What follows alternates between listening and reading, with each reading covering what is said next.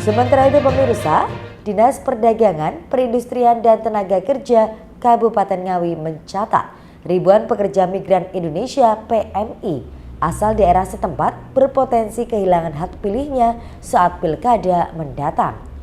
Hal ini karena tidak adanya TPS khusus bagi pemilih luar negeri seperti saat pemilu nasional atau pilpres.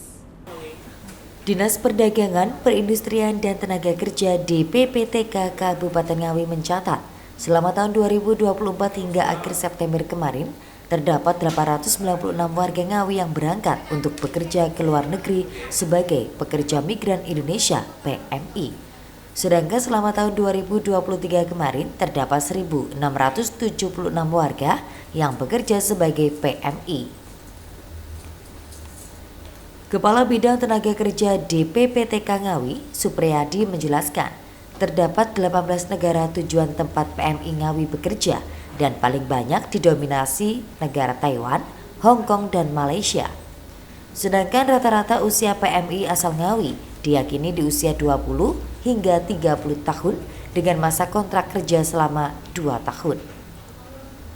Diakuinya saat momentum pilkada ini banyak PMI yang tidak bisa menggunakan hak pilihnya sama seperti pilkada sebelumnya.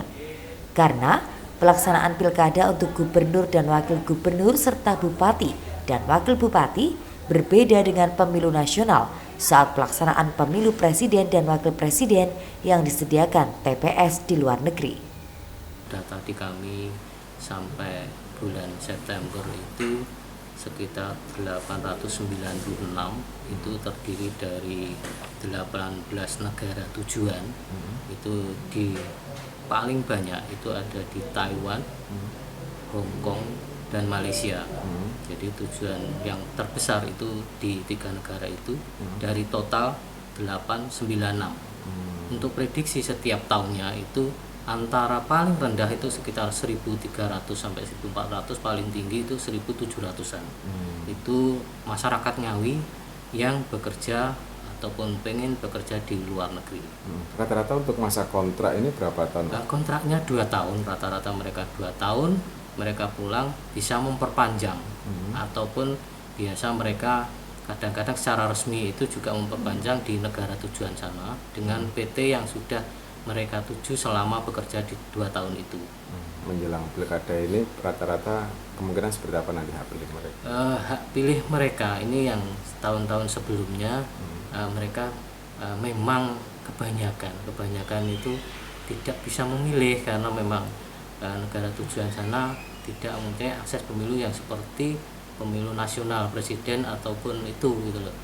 Ya, jadi ya kita kelewatan, jadi sekitar yang sekarang sampai sekarang udah 800 ini tidak punya pemilih di sana gitu loh.